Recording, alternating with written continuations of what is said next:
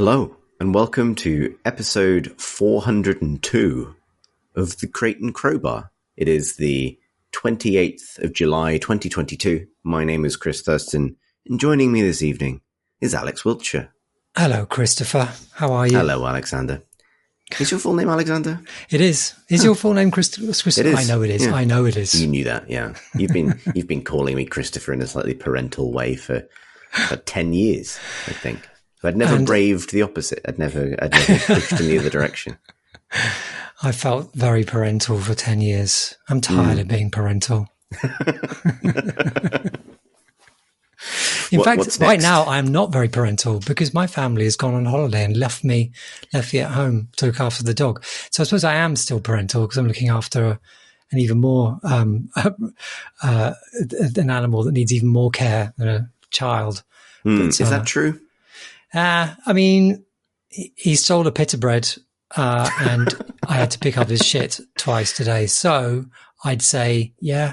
Those are varyingly bourgeois dog crimes.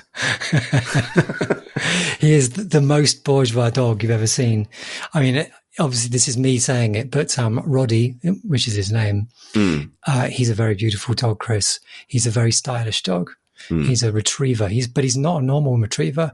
He is a working retriever, sometimes known as a golden retriever or the proper golden retriever, which means that his fur is very dark brown or like a sort of a nut or mahogany. Like a honey gold kind of. Honey gold.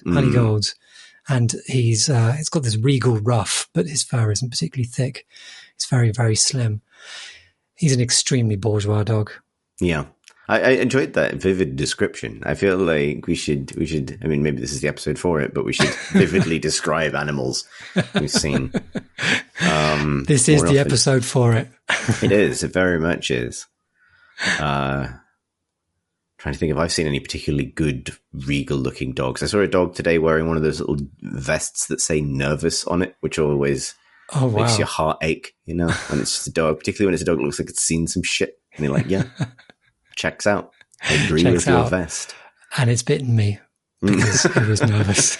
No, this was sort of nervy in the way of like not wanting to be separated from its owner type. Yeah. You know, it was in a cafe and it was sat there at the table giving everyone else that look of like, what the fuck is going on? You better not take my... Which I always find more relatable as a response to just simply existing than a lot of dogs, which are, including my parents' dog, who's always been very gregarious and good with people. He spent the entire heat wave just becoming a loaf, as far as I can tell. Just retracted his fore and hind legs and became a kind of dog-shaped lozenge in front of a fan for 2 days. Which made some very good photographs. Yeah. So you've home aloned yourself. I have home aloned myself, but I haven't made any traps. Although I did find the back gate mysteriously unlocked this evening, which was weird. So maybe I should make some traps. What's through the back gate? There's an alleyway through which robbers could come and steal our rusting bikes and a bin filled with bricks. So that's the first part of your trap right there. Thank you, Chris. This is all the inspiration I needed. I mean, you're two bourgeois dog crimes deep. So what's a makeshift big green bin booby trap? You know, suspended awkwardly above some rusting bikes. Yeah, this is how you die, incidentally. Small tremor and knock the kind of like the shed slightly and the whole thing comes I'm just down imagining that the thing would flat and you would just sort of like physics to the ground, I was going to either in GTA, but like specifically when like a trap goes off in Hitman and you get the kind of like camera of the person having been slain by it, but they very much have just sort of gone to sleep, like I'm thinking I'm trapped under there. And my corpse is discovered by my family on their return in 1.5 weeks' time. It's still, but you're still half clipped through the floor. Like and it's still one arm vibrating. trembling. Exactly. And it's making that noise, like, you know, when like a steel chair gets trapped in the floor in Half-Life and it's just going like bang, bang, bang, It's been doing that for a week and a half. Yes. Yeah. This is the way I'd like to go out. Definitely. Yeah, exactly. They disturb you slightly and you explode into giblets, much to the delight of the dog, who's probably been waiting for that to happen. But I think... Sorry, that's quite dark. No, well, no, I'm in a dark place. Well, I mean, I did admire some other waiting creatures. for burglars. Yeah. I did admire some other creatures just this evening, just now, in fact. Yes. Oh, wow, what a segue. That was a good segue, work. wasn't it? Good work. Yeah. Yes. So we're recording this shortly after the Annapurna Indie Showcase, which I was watching for one specific reason, which is Pip's gone and had a game announced tonight. So she's gone and made another one. Yeah, she won't stop. The hits just keep coming. Game announced this evening. We'll put a link to the show notes. Just a shameless plug at this point, but the game is called Flock, as in flock of sheep, or flock of birds. Is that correct? I became very uncertain. I think you can have both. Nouns. I think you can happily have both. Well, that's the collective noun referee there weighing in to say I'm okay. But this is a new game by Hollow Ponds, who did I Am Dead and Wilmot's Warehouse and Loot Rascals. And Pip is doing the narrative design and writing for it, of which there is none in the trailer. But you can imagine. It's a trailer of the game is about, I think it's described as a co-op multiplayer adventure game about herding creatures that look like they might all go meep. It's definitely within, it's definitely a very Pip-looking game. It really is. I mean, I laughed, but you were completely right. So yeah, there's a shout out. I have to admit, I didn't catch much else of the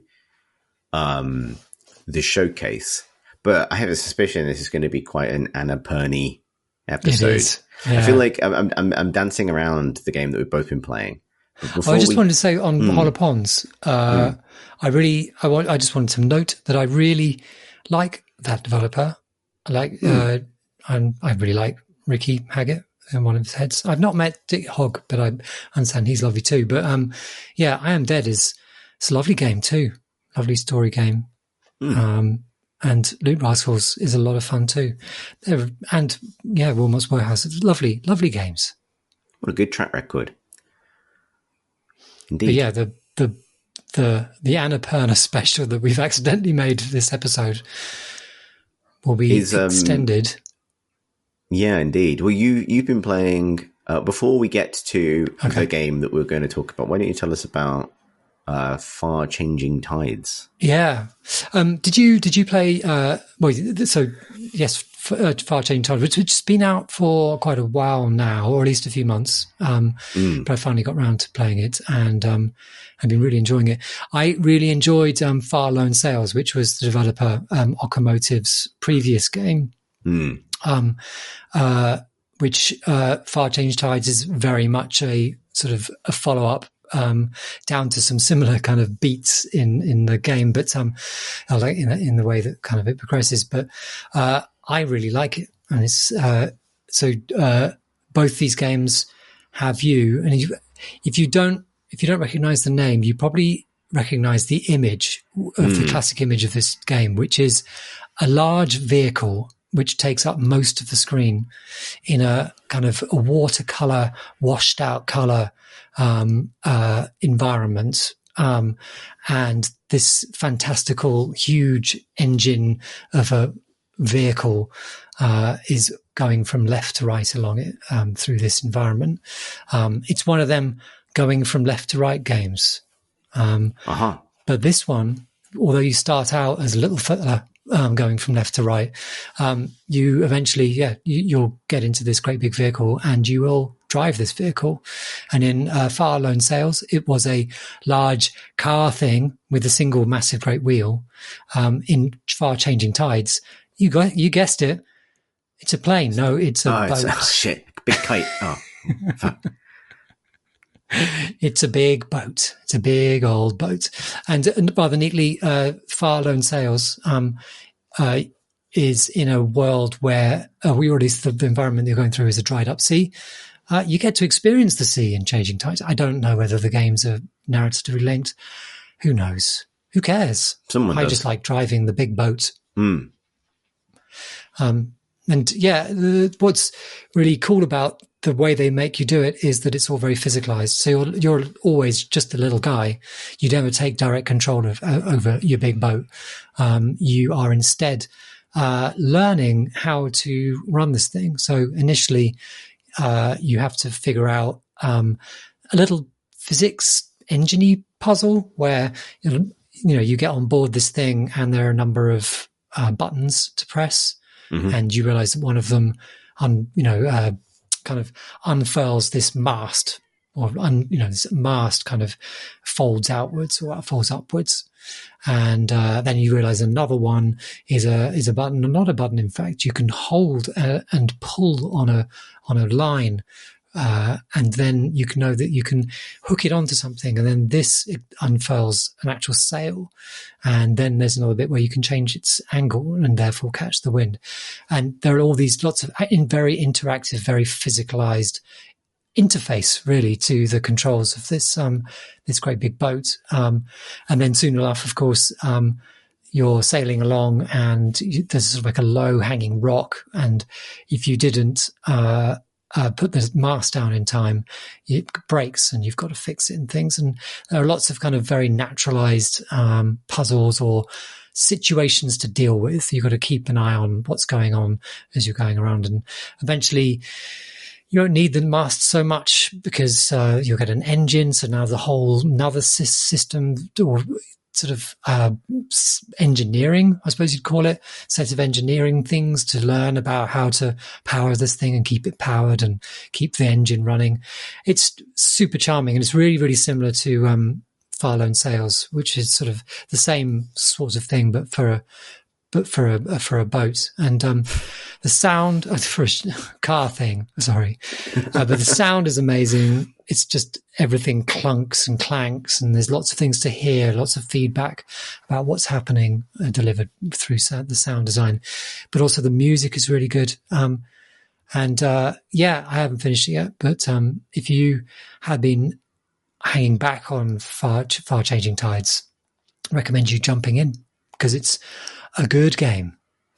If someone had played neither of them, do you have a sense of where it makes sense to start?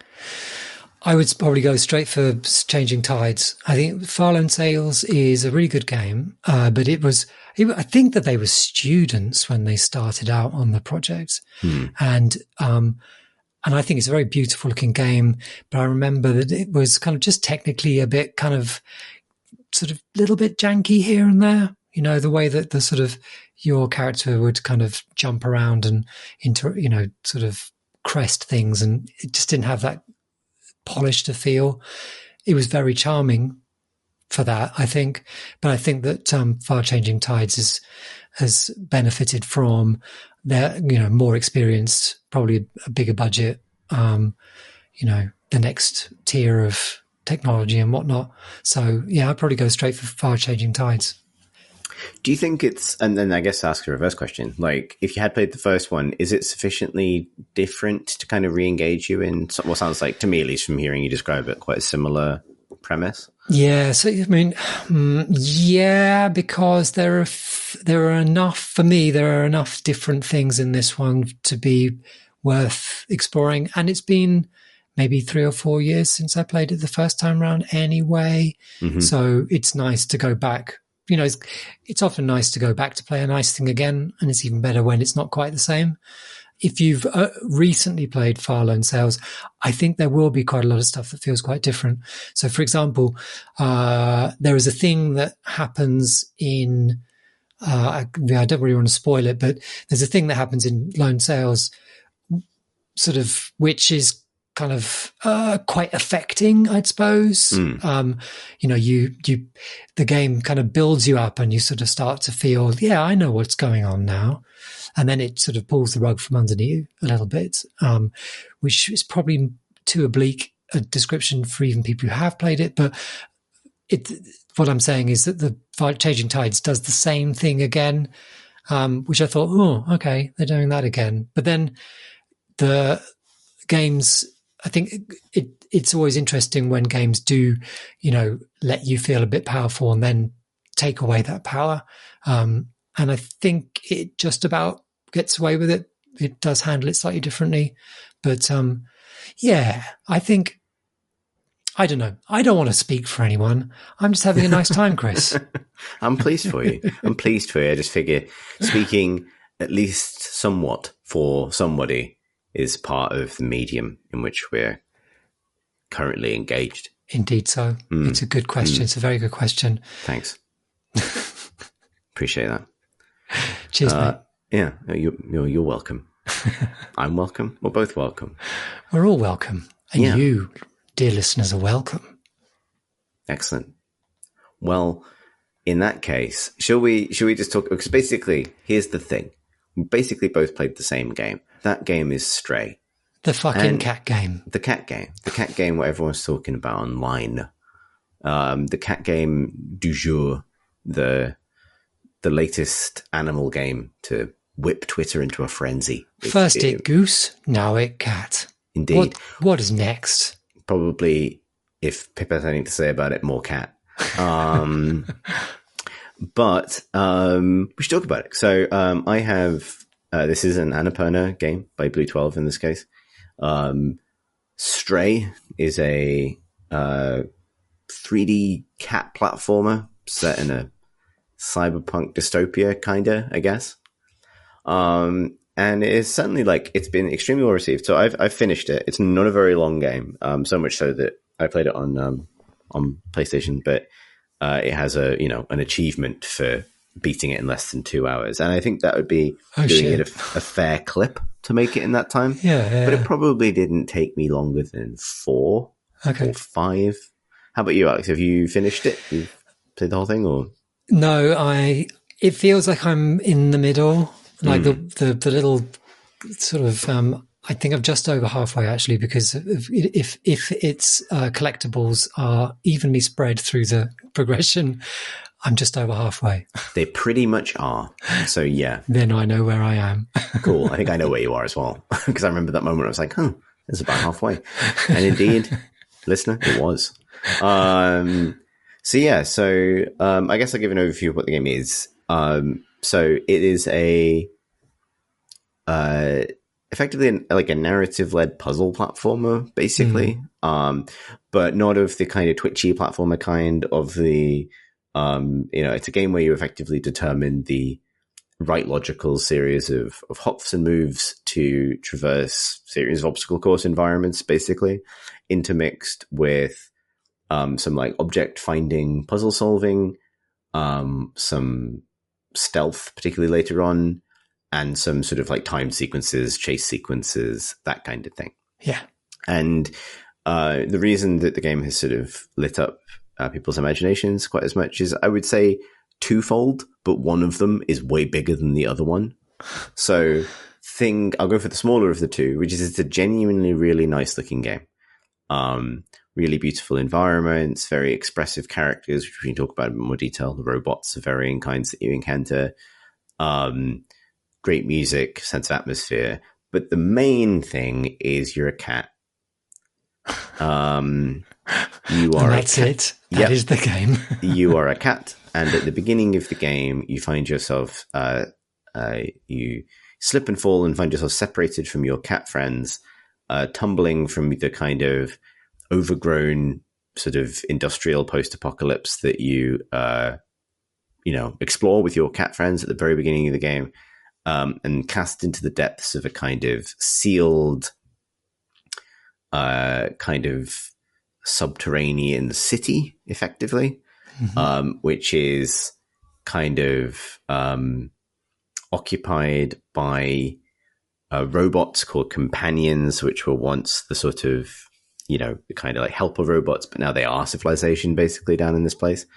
And various other nasties, including basically head crabs. Yeah.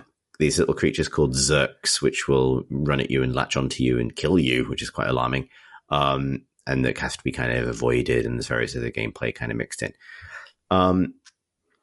And as a cat, you can do a variety of cat things, mostly hopping between, like, it's not like, as I say, it's not like kind of skill-based jumping. It's sort of like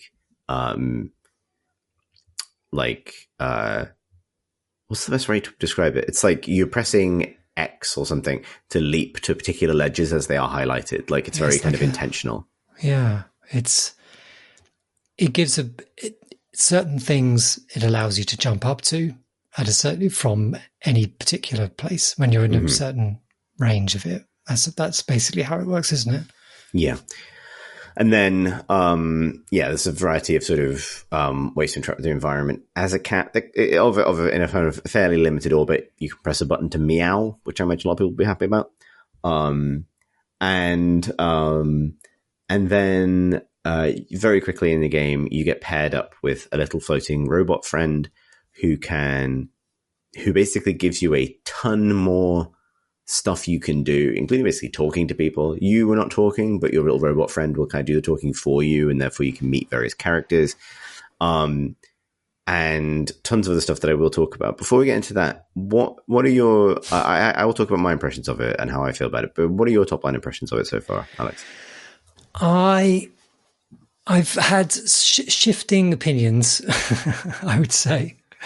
I think it's gorgeous, and there's so much that is beautifully made about the game. But I do think that it's weird that I'm a cat, but also that I am puzzle solving and talking to people, because I don't really, it's a game in which you're directly controlling a cat, but the little robot fella is talking to people and telling you about stuff and acting as your inventory and various other things. And yet the robot talks to you, or talks to the cat, and therefore to me. And I don't know who I am in this game, and I do struggle with that a little bit. And I think that the reason I struggle with it is that I think that the whole game has a bit of a shaky premise, which is, and it feels like this game was shown on Twitter a few years ago. These amazing, was it concept art, or was it actually kind of, in-engine stuff? I can't remember. But these amazing, evocative images of a cat in this kind of Kowloon walled city style environment. And this person said, I'm making a game, and this is my game. And everyone went, that looks fucking awesome, because it did look awesome. And then, next thing you know, it's signed, and then it's all quiet, and now the game has come out. And it's frankly slightly surprising that game has come out, because I think what it is today kind of does bear some of the evident problems with how do you make a game in which you are a cat, and I'm not sure its solution is fully satisfying me. Having said that, there's lots about it that I'm really enjoying, and I'm enjoying a lot of it in spite of itself, which is, in spite of the fact that the course through it is pretty linear, very linear, or no, pretty linear. It's strictly linear. Yeah. Like there's an area which you have free roaming sort of control over, which is quite a large area, but what you're doing next is very, defined. But the end has a really lovely feel to it, the way that you jump just from thing to thing.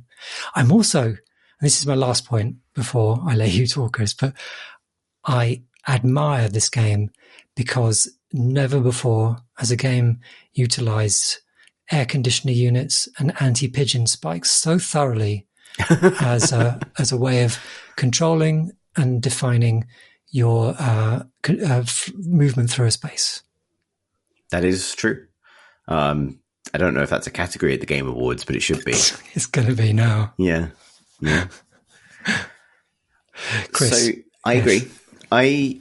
I have mixed feelings about it. So to reiterate the good, I think it is really beautiful looking in a lot of ways, particularly its environment art, that kind of, as you say, that kind of Kowloon walled city of the future sort of thing, particularly some later urban environments are really genuinely very, very good looking.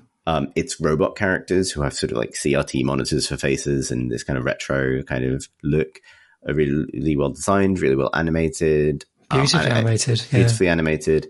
And I think in their own way, although I think the setup is a bit confusing, an elegant way around the fact that for, I think, games like this and this kind of like scale of production, sort of cinematic indie would be the way I would describe it. Sort of human characters have always been a bit of a sticking point in terms of how to do them. And this isn't the first game to reach for the big button marked, actually it's robots, but it does it well. And also I think the music's great, and I think the audio design's great, and there are within it as well some really engaging environments or kind of moments of spectacle, even light horror, which I really liked.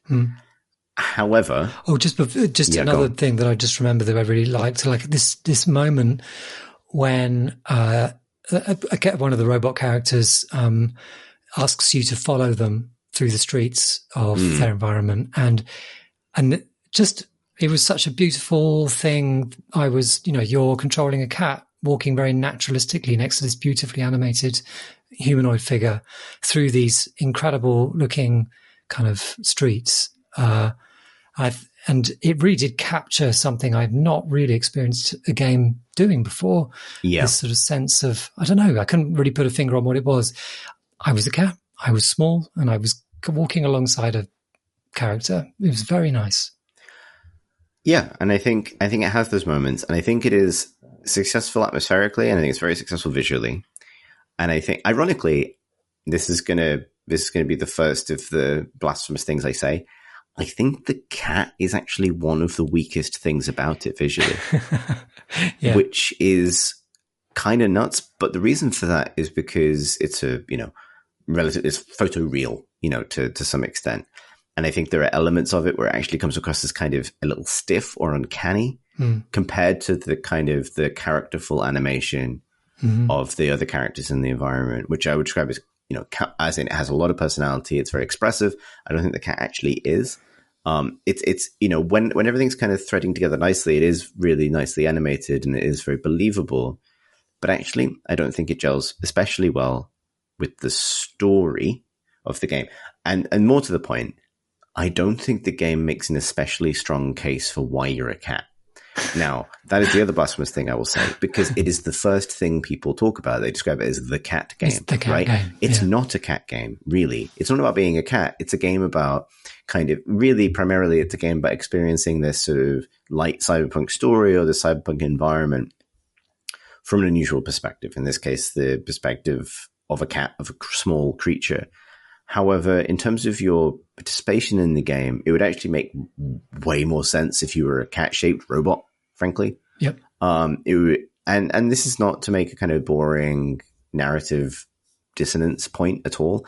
It's that I don't feel like, I think it is the first point, I didn't feel that the game actually made very much out of the fact that you're a cat, and I got the impression more frustrated by that and more kind of interested in kind of ignoring that you're a cat when it needs to ignore that you're a cat. I think it's really interesting the way that kind of lots of people talked about this, and you can put a paper bag on your head and walk about and, go in the wrong direction, and you can go to sleep next to things, or you can walk on a piano, or you can push things off ledges, or you can bat a ball.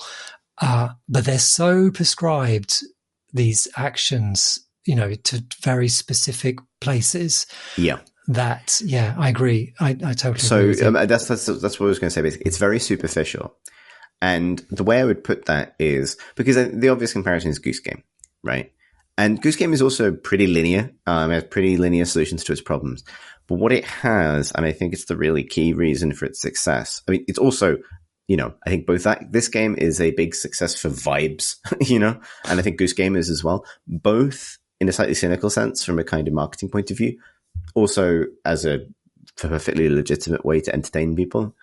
Goose Game has a slightly more analog feeling sense of play. There is it's slightly less binary. Your interactions with the game feel like, even as you're kind of dragging, it's very physical. You're dragging objects from one place to another to physically create pitfalls and traps for these hapless villagers that you're kind of tormenting as a goose.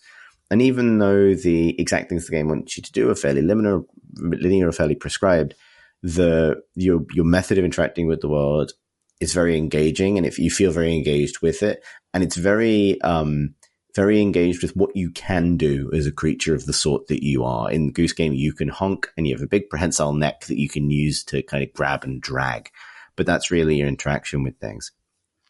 Stray very quickly starts to hand wave things you would not realistically be able to do. So your little robot friend has the ability to basically sort of like transmat objects, i.e. like take an object, scan it and turn it into light, and then project it back onto the environment somewhere else. I say transmat because that's Destiny's phrase for this, but it's actually exactly how the Ghost works in Destiny, where it kind of beams guns into your hands. And it's a sci-fi conceit, it's in a sci-fi game. But what this means is suddenly your cat can pick up and interact with objects that are far bigger than it, and it can teleport a key from a keyring to a lock and things like that. And that feels like, actually, for me, somewhat spoiled. Like, some of the most interesting moments in the game are when you're kind of like carrying an object in your mouth because you've got to get it from one place to another. And there's not much challenge built around that. It's a very easy game. But at least felt like in that moment, like I'm a cat contending with cat limitations. Yeah. Whereas you're quickly freed of those cat limitations, and you have an inventory. You can teleport objects of any size anywhere, and it doesn't really matter. The second kind of thing is the fact that your little robot companion is obviously talking for you. And obviously you've spoken to this, but it blurs the line very quickly between characters talking to you and the cat clearly understanding them. The cat can read. Like, the game doesn't work from a puzzle solving point of view if the cat can't read, because there are times where you have to pass clocks, for example, to solve puzzles, or things like this. So the meta element there is, I guess, if you're the cat, then the cat can read. If you are a kind of spirit controlling the cat, which is kind of what you are, this stuff matters because, it matters to the extent that if you want to see this as a game where you play as a cat, none of that stuff makes any sense. Yeah. If you see it as a game with a cat in it, then it kind of does.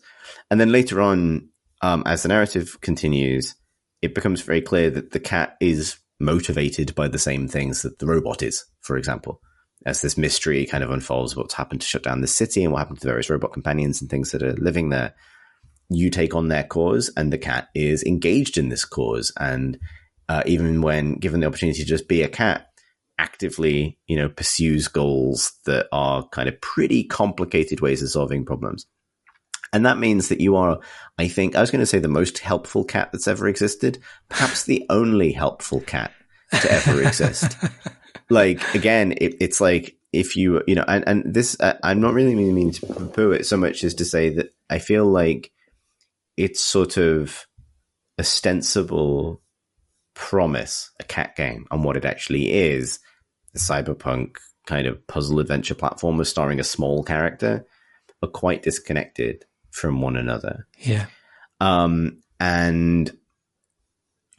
a lot of that, and the points you made, like when you say you can knock paint cans off things, you can get a bag stuck on your head, you can scratch on carpets and stuff like that.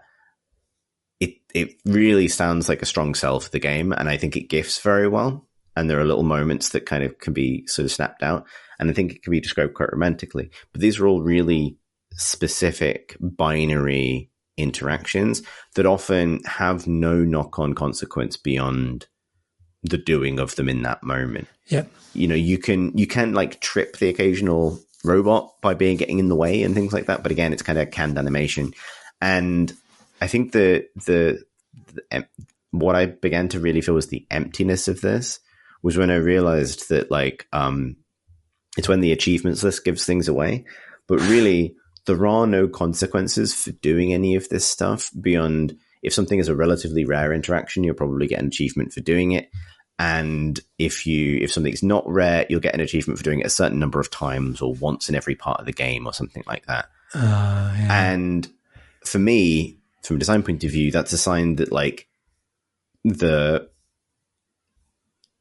wasn't really the answer to, for me, bolting an achievement to something can be a way of saying like, we don't really know why you would do this. So here's a reason, right?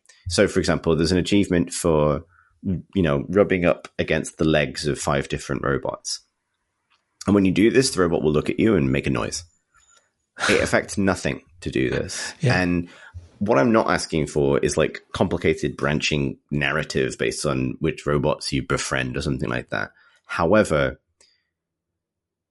part of the fun of play in this kind of sandbox environment to me comes from feeling like I'm going to do something and I'm going to see how the world reacts. Yeah. And frankly, nothing ever does. You can bat a paint can directly onto some at the lap of some robots at some point and they get splashed by the paint and they do not react at all. You can go talk to them, which is a weird thing to be able to do, and they don't react at all.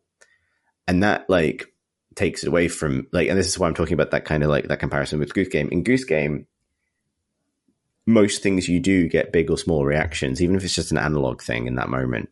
Yeah. Yeah, and, that game is about being an arsehole goose, and everything is tailored towards that and supports that and builds on it. Yeah. I think supporting your point, there is a bit where you use one of your cat abilities to actually make a change in the world, and it's so prescribed that it's just a one-off thing, and that just illustrates it really. That it happens once, and you were meant to do it that way. Yeah.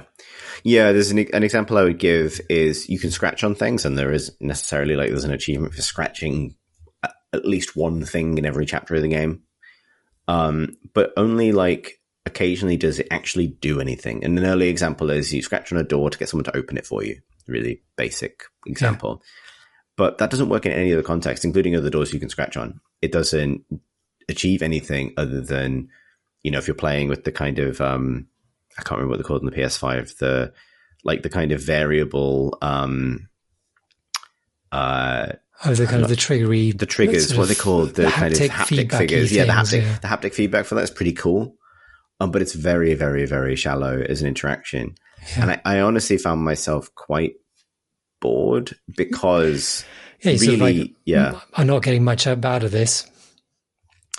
Yeah, the reason to explore is hidden collectibles and things like that, and to occasionally get the odd achievement. But there is no reward or encouragement to do cat things.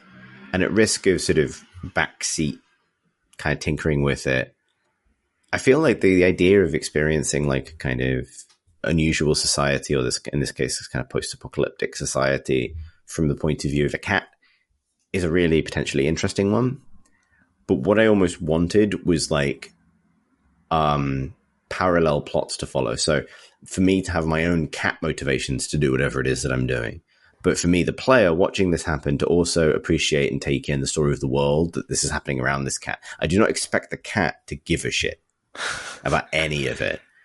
And the point in the game, I think for me, where it became clear that the cat does care in some way, felt very maybe this is simply me not being a cat person, but it feels like a very romantic view of how helpful a cat would be in a lot of the scenarios encountered in the game. Yes. Frankly. I doubt even the most helpful dog in the world would handle half of it.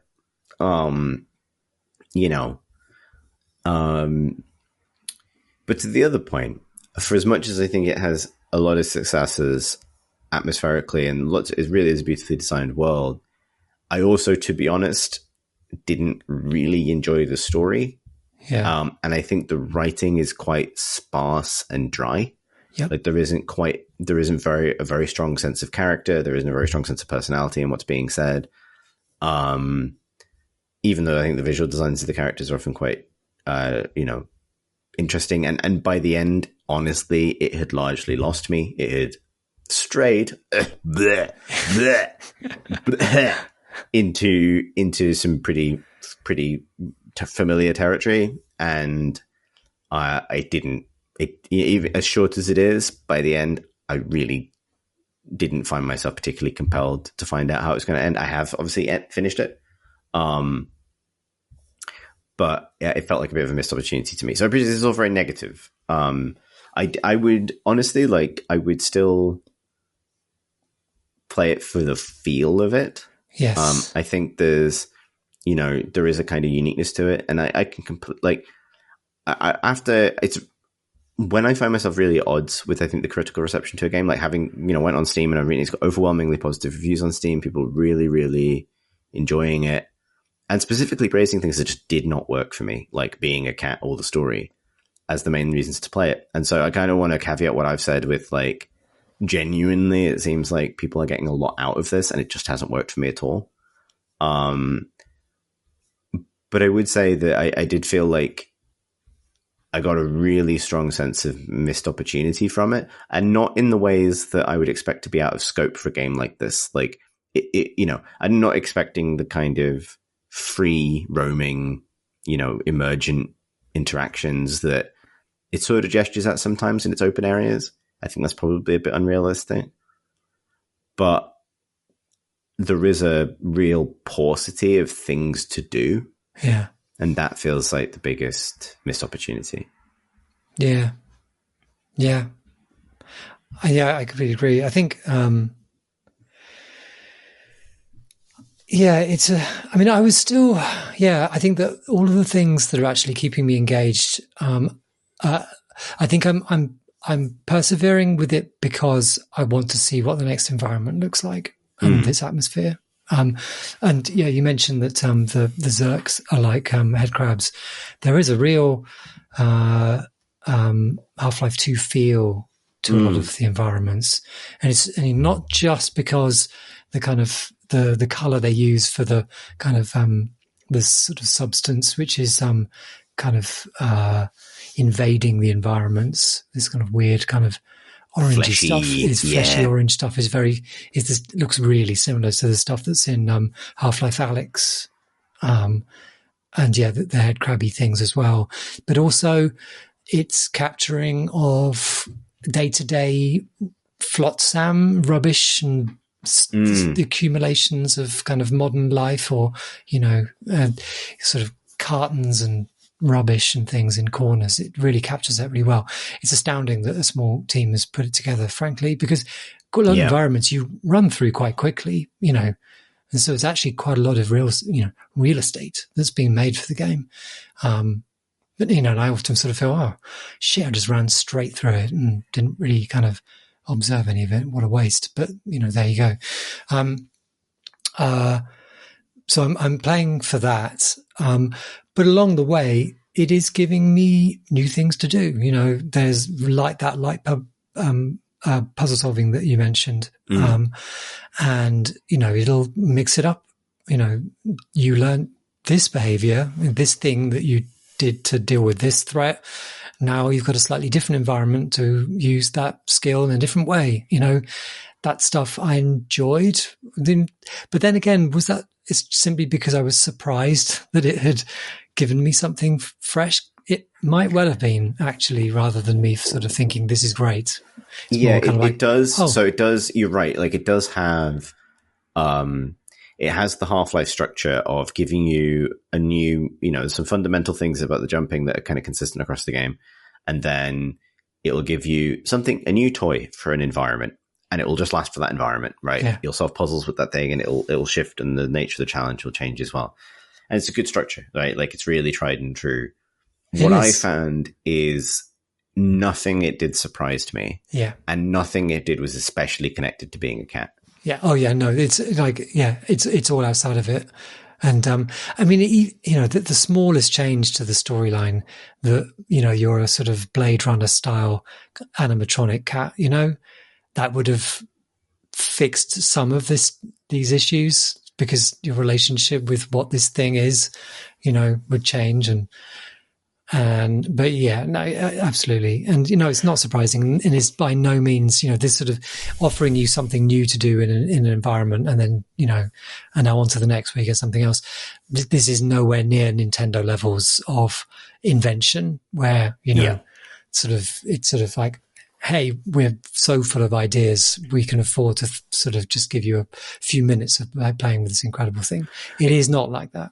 It's funny though, because if you were like, obviously the game would make a million times more sense if you were a robot cat. Like that's the kind of like thing we're saying. However, I think it would be worse, weirdly, because it's really clear that like playing as this, kind of, it is a well depicted cat, even though like ironically, I think it's like the least kind of thing that works. Which I agree with, by the way. And the first thing that my daughter said when I thought she'd like it, I started playing, when it came out, and kind of sort of this amazing scene. And she said, it's got really bad graphics, she said. And I said, what are you talking about? Like, look at this amazing vegetation and this rotting, concrete.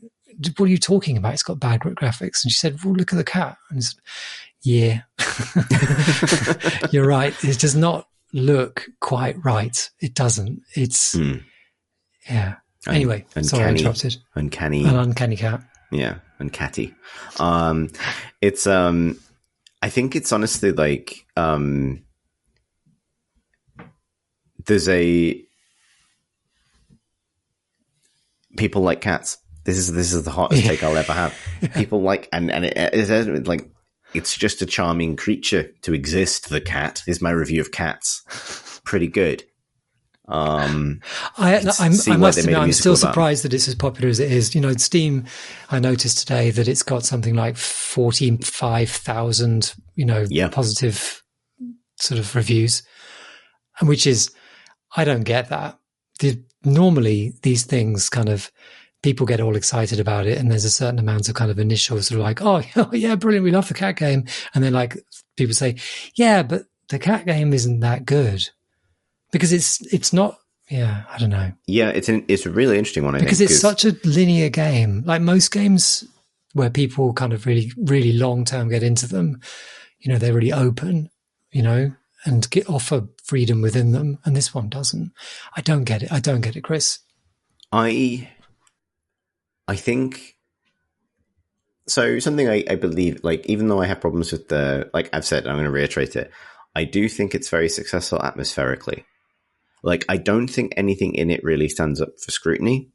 However, I'm also not sure that anything in it actively works against your enjoyment of the game. Yeah.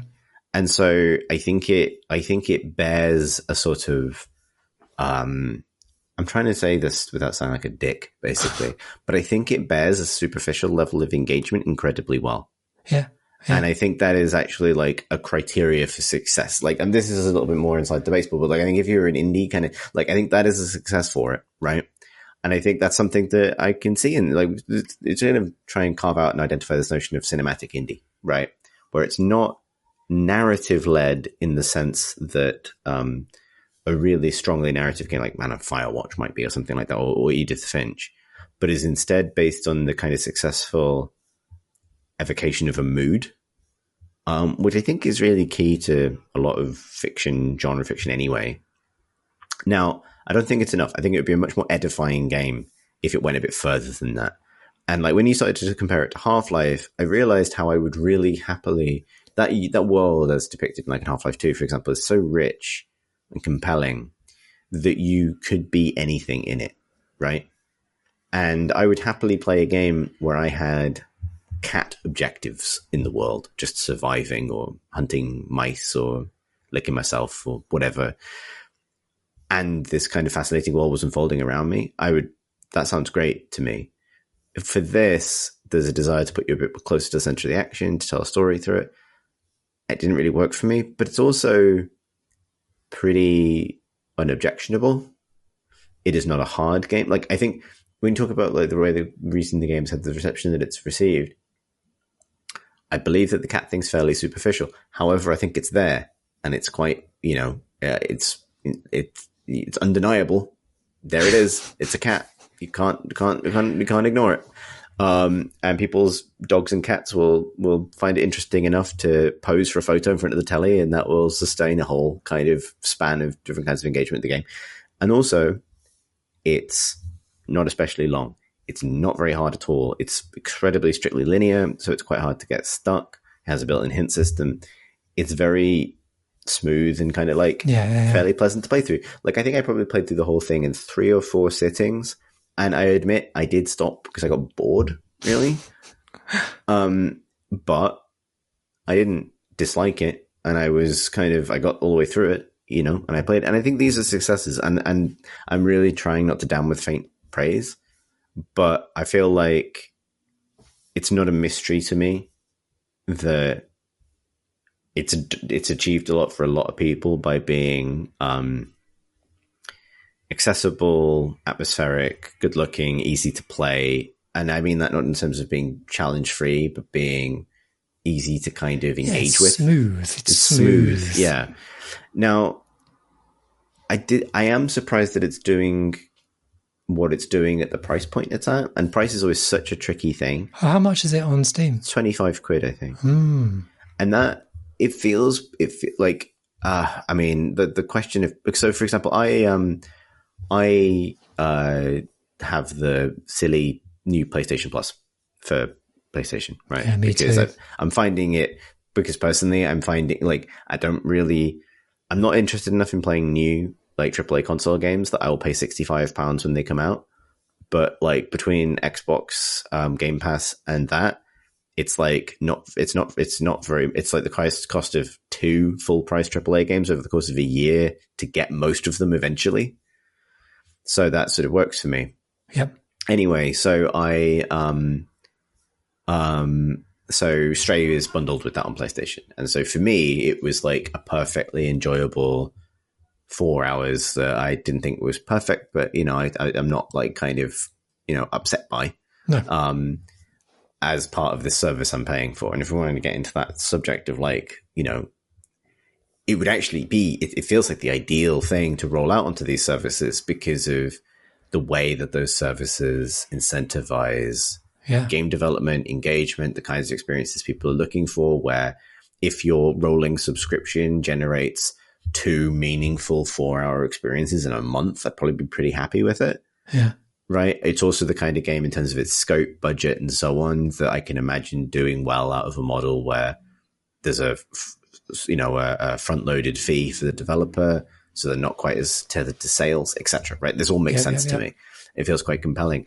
I am surprised it's doing as well. It's still in the top sales on Steam at I just checked the £24 price point that it's at. But I guess the only thing I could take away from that is people still looking for games to buy, which is an interesting takeaway in the era of subscription services anyway. And don't need them to be especially deep or robust for that price point. Like it's around the same. It's actually more expensive than Outer Wilds, for example. And I think they are kind of completely uncomparable in terms of, in my own kind of like the value of those experiences to me. Now I fully appreciate the price question is like absolutely unnavigable, right? You know what I mean? In terms of like what people's time is worth and so on. It just surprises me. That's all, Yeah, exactly. But obviously good for them. They've really hit something. Yeah. But I think, I don't know, it does feel that it's gone into the kind of madness of crowds a little bit, it's the cat game because it's the cat game now, and its own merits don't really factor in too much. So, which is why I'm kind of surprised that now people have played it and they've paid their 24 quid and discovered that it's 3 hours long, for most people. Then that's when I would have expected the bad reviews to start appearing and public opinion to shift, which it hasn't. And I suppose that, I believe that it's perfectly worth that money, Mm-hmm. If it wasn't for the fact that I also subscribe to PlayStation, I don't even know, what is it called, Chris? Plus Extra, plus cool, Premium, Super Plus, fun. Great job, you bought this. Thanks for the money. Love you I from probably Sony. wouldn't have bought it. Yeah, right. I'm just having a look at the Steam reviews, and like I just think I find it interesting. And like, and it's partly more like I think I've said what I need to say from a critical point of view. Like I think it's fine, but An anthropological point of view. And here we are, yeah, the cat game we're discussing as a reflection of humanity rather than the cat. yeah. I mean, obviously there's that. I mean, can a game give you toxoplasmosis? Holy shit! This is what's happened. People like cats, honestly. Like it may well be that simple. Like to the point. Like I think, Goose Game is pretty much a genre, and if it's not yet, it will be. And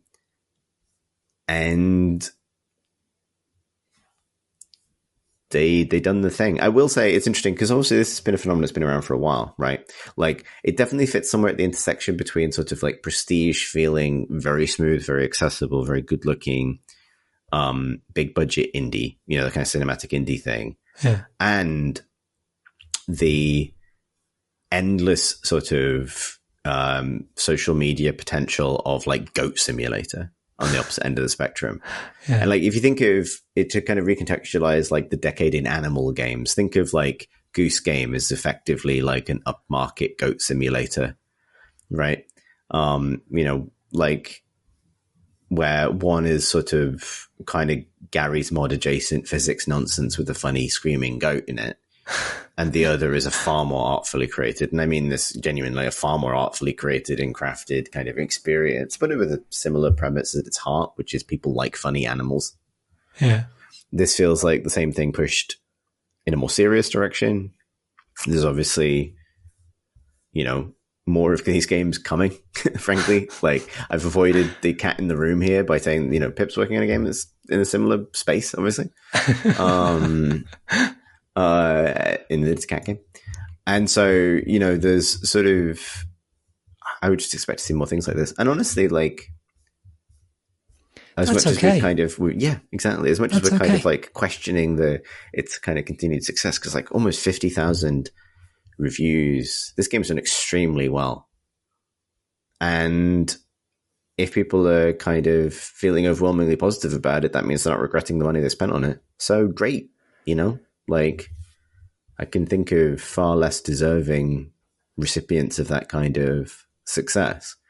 And even in the most cynical possible outcome of this, where suddenly we see this wave of like games slightly clumsily replacing their protagonists with cats to cash in on the cat game craze, that sounds like a weird little phase to live through. I'm game, honestly. Like, if this is like, if the next wave of indie games aren't about anonymous but personable sort of children in hats, but are about cats, fine. If they're not about lost little robots, but they're about cats, fine. If it's not like a series of games where you're a kind of depressed, I mean, they don't really make the kind of depressed man reckons with his life type game anymore. They probably do. Depressed cat reckons with its life. I'd play that. Probably get loads more of these. Yeah. And maybe they'll come from Annapurna, and maybe they won't. There'll be a whole mix. Must be Annapurna's biggest game. What's coming up that would be better with a cat in it? I've made the mistake of clicking the popular upcoming tab on Steam, and I don't recognize any game in this. These are all RPG Maker games. But yeah, I don't know. Speaking, I did sort of. This is an aside, though. I must admit, I am in a place that wants this kind of smooth, not particularly challenging kind of pretty game kind of mood. On the old Super Plus, PlayStation Plus. I've been playing Ghost of Tsushima, which I think really fits neatly in there as well.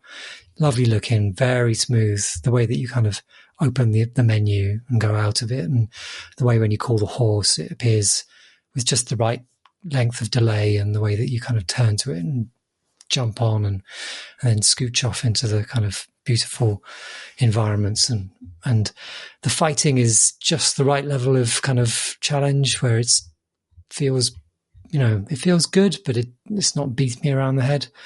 And I'm just grazing off it. And there is a space for all that. There's a space for all that. I think, grazing frictionlessly is kind of all we want from entertainment now. In my, like that's not true. But it is. I think the kids say it's a mood. It is. Do they? I mean, have they used it right? Did I? Are either of us in a position to say no? The answer is no. But I think, I'm not really wanting anything to test me at the moment. Put it that way. Yeah, and maybe there is a broader point there about like when and like. I'll put it this way, like, and to the point I made about, like, honestly, if this turned into a kind of slightly cynical craze, people playing cats and everything, that's probably not the worst cynical craze to ever grip this industry. The other is like, there's a ton of very credible artistic achievement in this game, and it happens to be that the format and I think, as you say, it's a demonstration, I think, of the good that can be done through effectively the game's as subscription format. Yeah. I'm a bit more questioning of Stray as a kind of purchase in some ways, given its relative lightness. But I've bought weirder things, honestly, including today. But like, I think experiences like that are perfectly worthwhile use of that thing. However, I think there's one of those fine lines here where,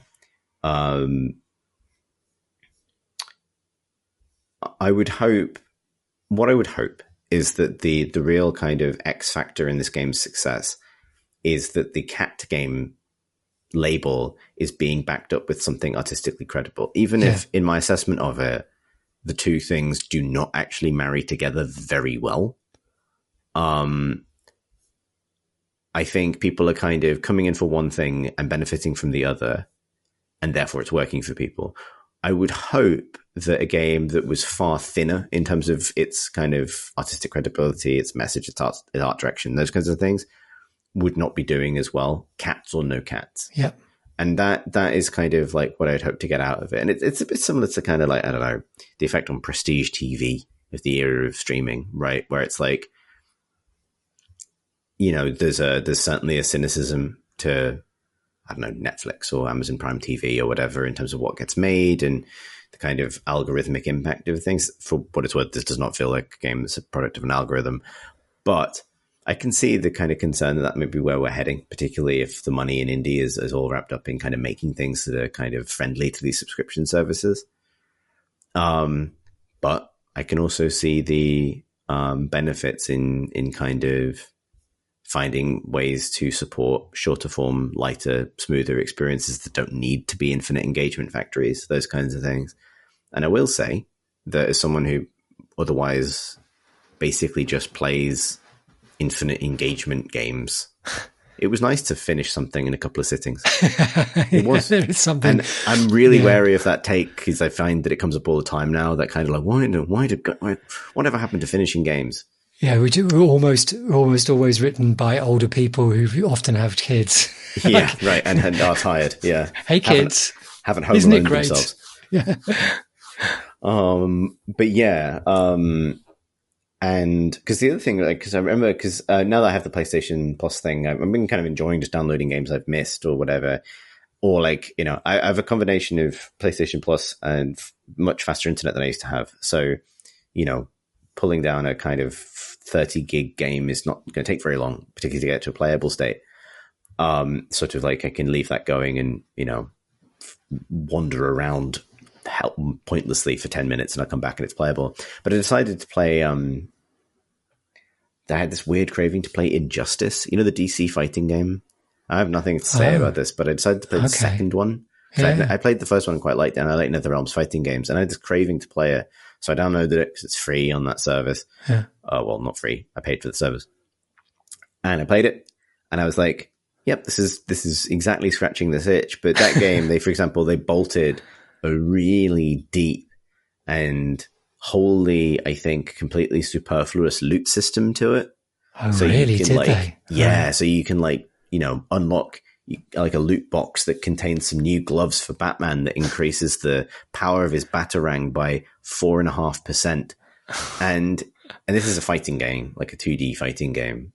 And so if that sentence made you feel incredibly tired, that's how I felt. And I don't really care because I've got my, time's worth out of the game. It because I got it through the subscription thing. But part of me was sort of like staring at that, like, fuck, this sort of like completely naked kind of engagement grind was deemed necessary for reasons to do with the longevity of this game at the time. And I would rather live in the era of the slightly thin 4-hour cat game than the whatever the fuck is going on there. I wonder how appropriate that is for something, for a service like that, because, I don't think you're going to, unless that loop is very appealing and beyond new gloves for Batman, I can't see it really sticking with many people. No, and I don't think it will have done. But it's less the execution of the system and more about the motivations that it speaks to, right? Yeah, of course. And it's a good thing to try and make an engaging game. I will say, it is a good and worthy thing. But I would rather see more frictionless cat experiences than frictionful Batman loot boxes. And I'll stand by that in a court of law. Hold my hand up to God and swear it. I agree with myself.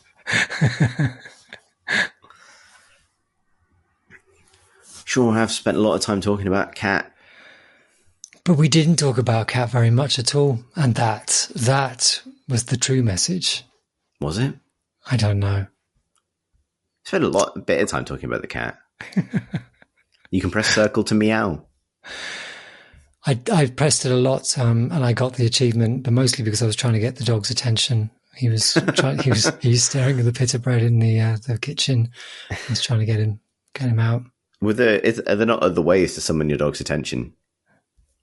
I must admit I was experimenting more than I was applying actual proper, Does the dog respect this fictional cat more than it respects you? I would like to think no. And I think I'm right, but I think that he knows that the fictional cat doesn't give him treats. True. And I do, because I'm weak. He took his own pita bread. So yeah. Was it a stuffed pita or did he just go for it? I will tell you the saga of the pita bread on the side. I made myself a beef rendang today. Nice. Which is one of the family favourites. It involves making it hours before you eat it, and it gets cooked all day, and it's really very, very good indeed. My rendang today went terribly wrong because I put it on the hob and went out to take the dog out for a walk and had misjudged how wet it was, how much fluid there was left. Oh, shit. And despite having the cover over it, I came back to a burning smell, and I don't even know whether the casserole dish is going to be savable. I managed to scrape off some rendang from the top and put it into, and I had the bright idea, instead of having it with rice, putting it into a pita bread with some tzatziki and to eat it like that. Why the fuck am I telling you this? I'm fascinated. I'm mostly like, there's part of me that's terrified that you went out with the dog with a rendang on the hob. I got to say, that doesn't seem safe to me. It doesn't sound great. Yeah, I agree. And I did do it uncomfortably. And yes, I was fairly sure. I did sort of gingerly move things away from it, flammable things. But not crucially the flammable food that you then flammed. It was disappointing. So what happened next? Please don't leave me hanging. I ate the one Okay. pita bread and went back for the second one because I wasn't satisfied. I need to find the dog jumping down from the side, or and his front paws up on it, and it wolfing down the remaining pita bread. So was it stuffed with beef rendang at the time? This one wasn't. No, it was a naked one. Because honestly, you'd really buried the lead much like an hour ago at the start of this podcast if the dog stole your beef rendang pita bread. My burnt beef rendang. True, Kenneth Naven crimes. Welcome to Somerset. Macon came about that, I say. Yeah, indeed. Well, thanks for listening, Chris. Thanks for sharing, Alex. I appreciate that. I mean, can real life match the thrills of games? Apparently, this week it can. I think that's all of the things we have to share this week, isn't it? It is. I've nothing else. I've wrung out. I've wrung out everything. Is this the most you've spoken to somebody today? Yes, last 2 days. Last 2 days. Cool. Good. I have been working, but because I work for a Swedish company and Sweden basically all go on holiday now, no one's around. I'm sorry, man. Just you, the dog. Honestly, it's quite nice just to chill, actually. All right. I take the hint. Well, so it's a slightly shorter than usual episode this week, but that's I think value-filled, content-rich. Stuffed like a pita bread. With exactly one thing and a little bit of tzatziki.